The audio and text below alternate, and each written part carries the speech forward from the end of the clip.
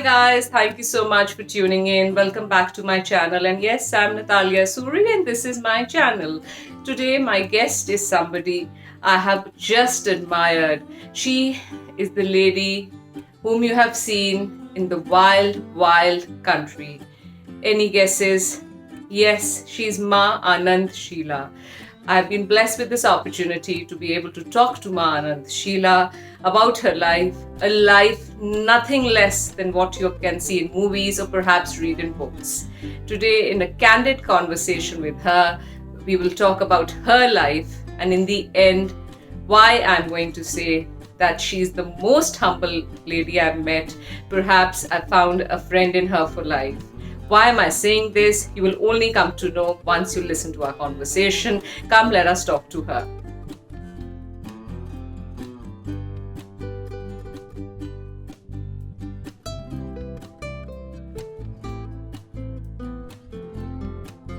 Ma, it's such a pleasure that I've been blessed with this opportunity to talk to you. Welcome to my channel.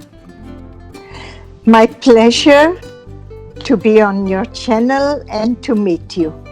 Thank you so much, Ma. Thank you. Ma, my questions are around the ashram of Osho and your life in that phase of your life. What was the reason, according to you, that thousands of people just gave up their normal lives, whatever they used to live, and blindly followed a man called Osho, or Bhagwan as people used to refer to him? According to you, it was the psychological mechanism which was at play, or was it these people had a problem of loneliness, or they were seeking love? What was it that it drove them towards Bhagwan? Everyone had a different reason. Mm. I fell in love with him. Okay. And for me, that was enough of a reason to be near him. Mm. Other people I know, there were people who were looking for inner peace, people who were tired of their own religion, people who felt that they have everything in life, yet the essence is missing.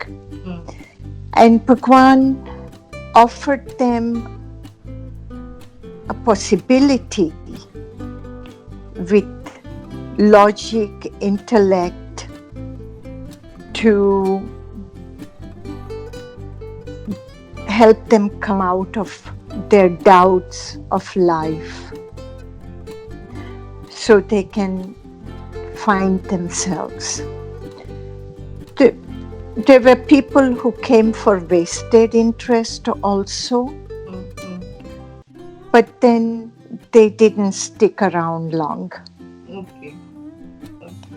So all kinds of people came and gone. Some remained and some moved on. Okay.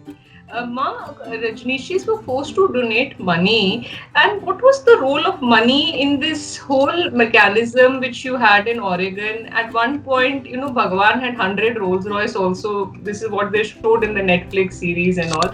So what was the role of money in the whole system? For people like me, no role. Mm-hmm. I had found in Bhagwan what I was looking for, and that was the love. For Bhagwan, he got involved in having all the best. I personally had bought 96 Rolls Royce organized for him. And real issue was of being together with him and showing our commitment, our non-judgment towards him. When you are committed to somebody, you are not ready to judge. So he had, if somebody asked him in what mood this question came, he answered different people different ways. For some who asked was just annoyance and not understanding his purpose of having these metal boxes, I call them. And for some it was a status symbol. For some it was a waste of money. And for me it didn't matter. There was a time I was so in love with him. I would bring him a whole diamond quarry if I could, you know. It wasn't important. It was, you love somebody, you want to offer them what they enjoy, what they would like. So it depends who is talking from it, what point. And it did serve its purpose because many people are attracted to the wealth. And for themselves, wealth is most important. So they asked this question, why does he need 96 Rolls Royce or 100 Rolls Royce or 106? Then he would say, why not? And if you think of it, women have so much jewelry normally.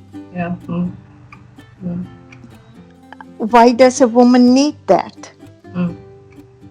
Or a closet full of clothes, why does one need? Or closet full of shoes. So that was his fancy. Okay. Ma, would you agree that all godmen are good businessmen because they have studied human psychology very well, and Bhagwan was a very good psychologist? He was an excellent psychologist.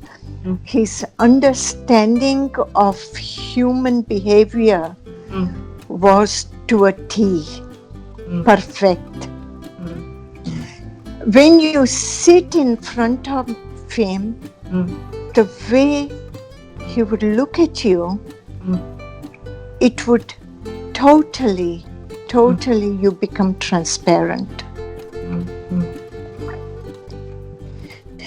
And in this transparency, he understood your being, your soul, whatever you want to call it, your motivation, your positivity, your negativity. He understood it. He was a master in understanding human behavior. Mom, my next question is a little intriguing question because I saw Netflix series The Wild Wild West, and I saw you had guns at that time. So, you remember any model of those guns, and did you ever use, not to kill people, but did you ever learn shooting, how to use those guns? For me, I wore a gun as a deterrent for Bhagwan's protection. Okay. So I wore it only when he came out in public. And the reason for it was because he was already attacked previously in India twice in a public discourses. Okay. We had a shooting range, and we had a trainer who trained us. I had gone for some session for training, but I knew one thing: if somebody attacked, I would have the bullseye. Okay. That sense and confidence I had. Okay. Mama, I have seen again, this reference comes from the series, that they say that Bhagwan often used drugs, which were available even to the Rajneeshees.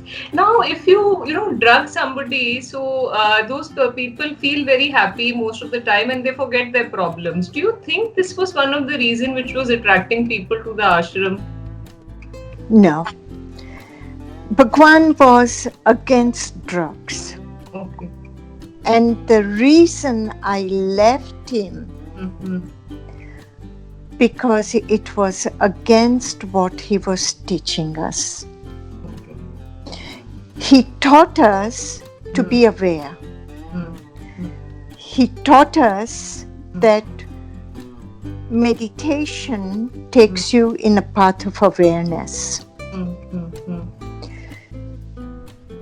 When I found out that his doctor and dentist were using different drugs to experiment with him, I was heartbroken. I was shocked, and I spoke to Bhagwan about it. I spoke to Bhagwan and told him, you told me to protect you. You told me to protect your teachings and your people. How can I do it when you are misusing drugs? He told me to stay out of it. That became a big conflict for me because I could not stay out of it to carry out the job he has trusted me to do. After I left, I don't know what happened, but while I was there, there were no drugs in Rajneeshpuram except medicine drugs which he was experimenting in his house. And that is what I had found out. And that was my major reason to leave him. Mom, when you left him and when Bhagwan was shown a video, which they even show it in the series, so he didn't have a lot of praise for you. Were you really hurt at that time? I was sad. How could he say such thing? And what made me sad, not that he was saying something bad for me, but he had to drop his himself to that ordinary level. That made me sad. It also made me sad what happened to him. But he under drugs. And I don't want to justify his behavior, but it is something he has to deal with it, not me. You feel Bhagwan was an ordinary man who had the power to perhaps hypnotize an audience towards him with his magnetic persona or whatever powers he had, or you feel that he was a very learned person? There is a little difference between being learned and somebody who has the persona to attract people. Bhagwan was a genuine genius. Okay. I have no doubts on his knowledge. I have no doubts on his ability. Where he became, as I said with your earlier question, he let himself be a man in the end. Just an ordinary man. who was sour with his lover because she left him. Okay. Ma, you came to India after 34 years. What was the first image which came to your mind when you stepped on the Indian soil? I felt like I was in Twilight Zone. Mm. I never had imagined that I would ever come to India again. Mm-hmm. And this opportunity came to come to India. I immediately accepted it. Not only my well-wishers, they all agree I should accept this opportunity. And it was like an adventure. I had no idea of what my people who have invited me expect of me. I had no idea what I can offer, what I have to offer. So it was, there were many emotions in that moment. And I must say, I thank Anurag from Humans for Humanity and Sipping Thought who invited me. They were wonderful people, lovely people. I almost fell in love with Anurag and Meeta. It was wonderful to meet such young, energetic people. Okay. Ma, I read in one of the interviews which you gave, you said spirituality was never my cup of tea.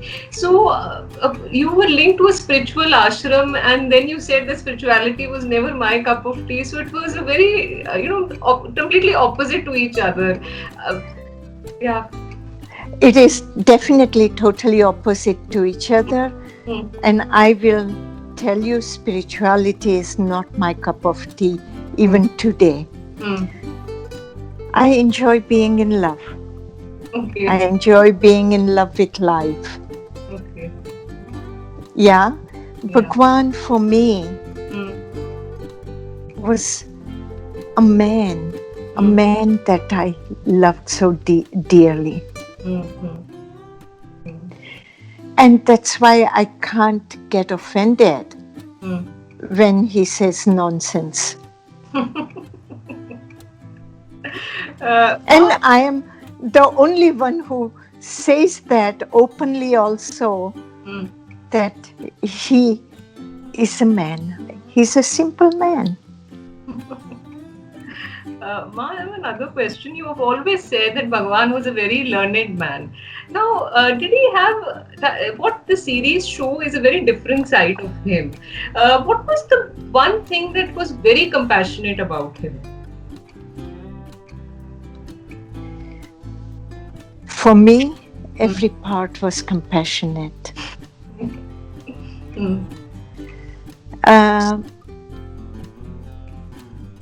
I didn't have to think of all these things. Was he compassionate or not? Just to look into his eyes was enough for me. Just to hear him say, Sheela, my world comes alive. So all these conflicts, I didn't have it. And I got lucky and I get to see him every day because he chose me as his secretary. And I feel lucky that I was able to carry out his dream experiment of living communally and showing it to the world how it is to live communally. And I still live communally. Yes, I saw, you showed me in the video. Yes. Yes. I have another few questions more. That if tomorrow Bhagwan comes to your old age home, you in the morning you open the door and Bhagwan is standing outside. What do you think would be his first sentence? He would say, Sheela? Hmm. And I would say, Bhagwan, would you like a cup of coffee? Yeah. That would be my first. Yeah. Please continue, ma.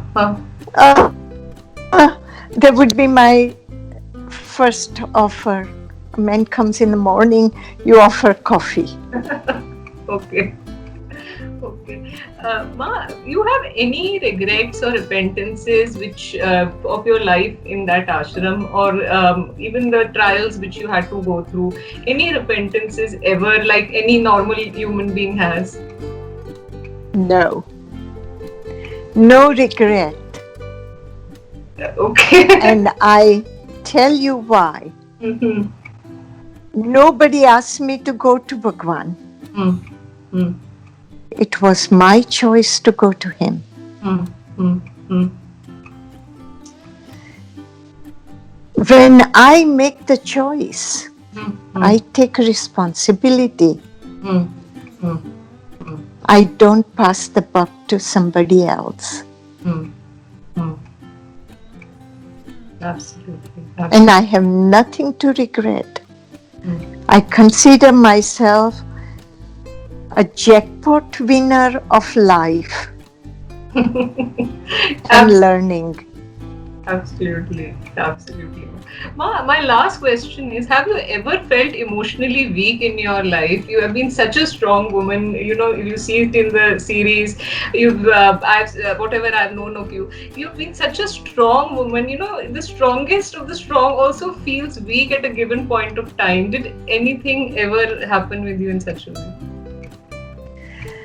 I can't say I felt weak, but when my parents died, my mom and dad died, and again I won the jackpot because I was able to take care of them till their last moment, both of them.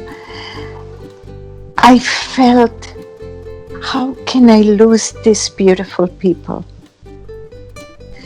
And even today, I think about it. You know, I have a patient, you saw her downstairs when I showed you. She cries almost every day for her mother. She's 60-year-old, over 60, no? And she goes outside the house, and in the sky she screams, "Mommy, Mommy." And I go sit with her and I scream also the same. And it feels so wonderful to call Mommy and Daddy. Mommy, you work with these people who have, I'll not want to use any medical terms because it is not the right thing, that they are in a phase of life which is not so good. So, but they are also in a phase of life where they have literally forgotten the bitterness, what life has to offer a person, and they can be innocent like children. What do you think? That is this a beautiful phase of life? What they go through? There was once a journalist asked me, if you have to choose an illness for yourself, what would you choose? It was a very good question, I thought. And I said, I would choose Alzheimer or dementia. Because Alzheimer loses what we learn in our social upbringing. But they don't lose the essence of the feeling. So they feel sorrow, they feel laughter, they feel love. When you touch them and you touch with positivity, they feel that. And I would say I said to the journalist, I would prefer Alzheimer. I don't have to worry about the world anymore. And my feelings in my heart are intact. You're doing a wonderful job, and you've been a very, very strong woman, Ma. And when I saw Netflix, I had never thought I'd be able to talk to you. It's really a pleasure. Pleasure is mine. So guys, we were in conversation with Ma Anand Sheela. Perhaps I have truly found a friend in her for life. One of the most humble persons I have known. So guys, you have any questions for her, you can email me on my email address given below. Do share your views and comments. And yes, don't forget to subscribe. That is very important. And another thing, for all my subscribers, I've started my blog, www.nataliasuri.com. Here you will find a lot of articles on religious mysteries, like why is Lord Ganesha worshipped in Japan, the secret behind his statues in Japan, Egyptian gods really are Indian gods, and many more topics like this. So do tune in on my blog. Again, I'll repeat the address, www.nataliasuri.com. And yes, don't forget to subscribe and share your views and comments. I'll be waiting. And yes, do tune in my next show, which will be very soon. And the most important thing, you need to take care of your health and always keep smiling. You look beautiful when you smile. Take care. Bye.